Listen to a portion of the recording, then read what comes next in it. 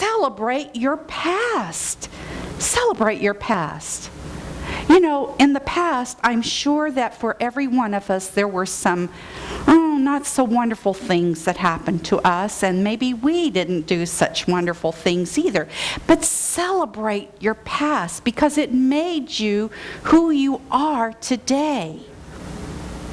Celebrate your past. Look for the good, that good point that was in your past around that situation, and celebrate it. Create positive self-talk. Now that's our third principle. It was in our mind, but the talk.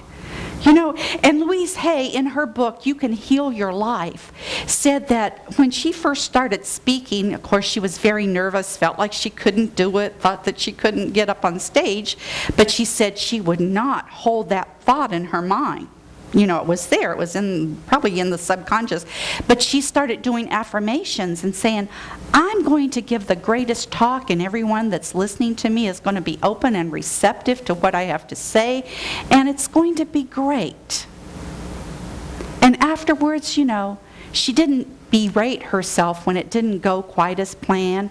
She just said, well, I'm going to change this and this and this and do it like that next time. She wouldn't berate herself. So let's stop berating ourselves. Stop saying things like, you crazy fool, why did you do that? Things like that. You all do that, don't you? Oh, okay, good. Let's stop it. Okay, we're going to be worthy. 3, indulge your desires. Indulge, now that sounds like a little self-serving, doesn't it?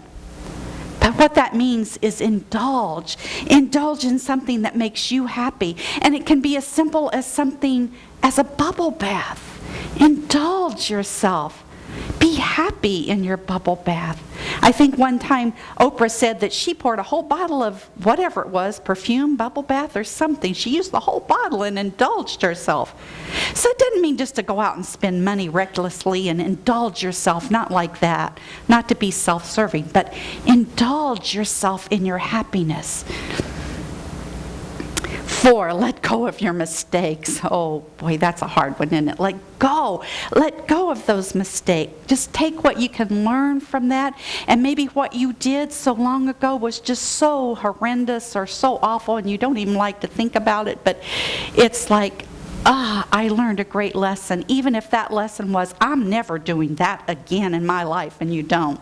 You learned your lesson. Do you see the importance of it? I learned my lesson. I'm going to move on. Number 5, this is pure unity. Transform your mindset. Now I know that we're transforming our mind. Be ye transformed by the renewing of your mind, and keep those positive thoughts going. I think it ties together with that positive self-talk.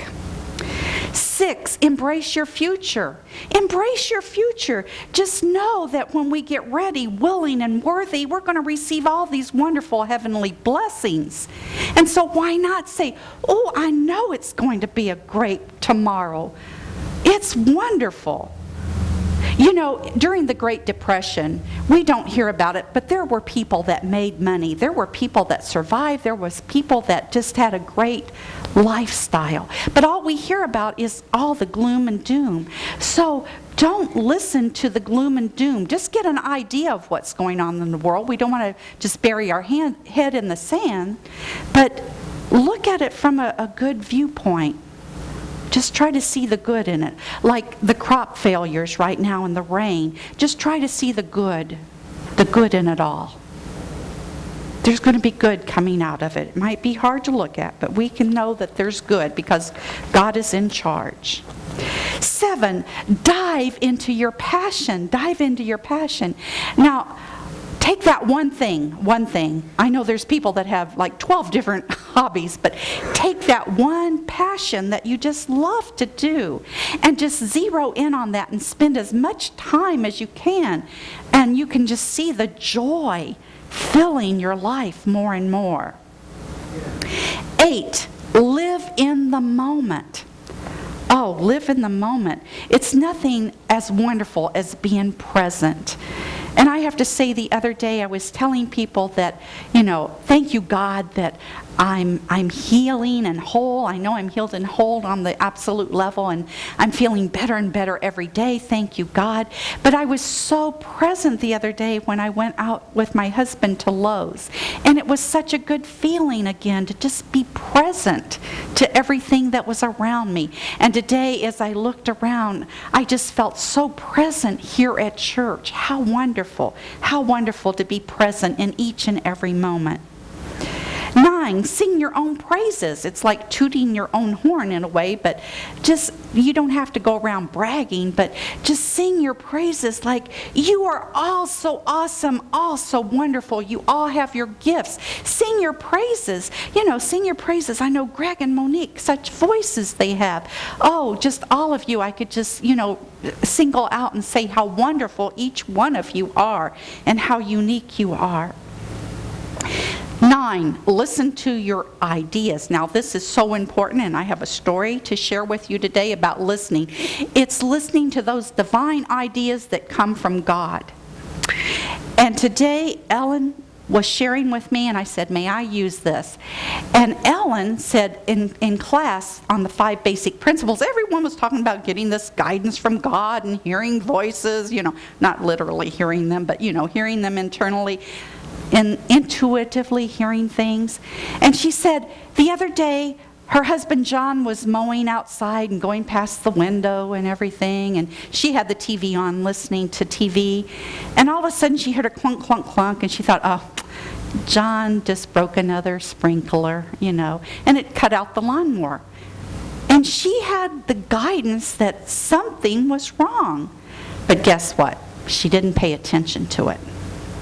And 10 minutes later, in walked John, all covered with mud and seaweed.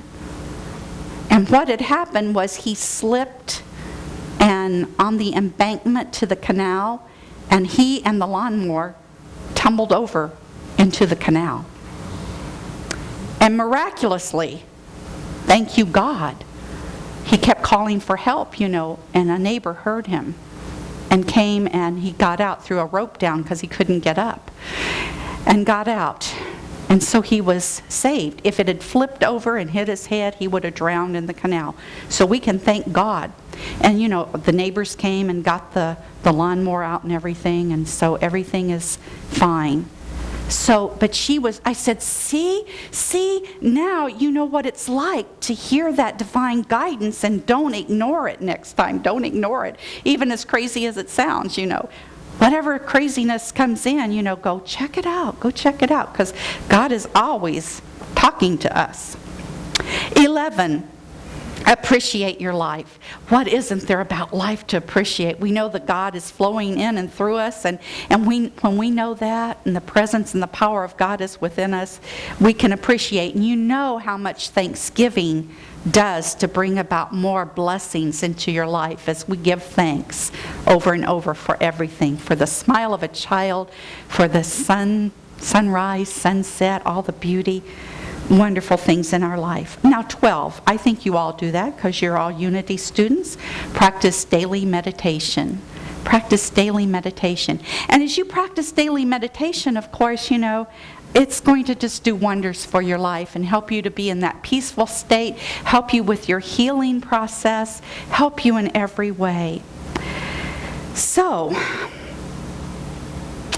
as we do all these things, it helps us on our path. So we don't have to settle. We don't have to settle for less. So I encourage you, please don't wait. Don't wait another minute. Because love is the master key that opens up the gate to your happiness and your peace of mind and your wellness. So I encourage you to start loving yourself right here and right now. Let love be that decision right here and right now. Namaste.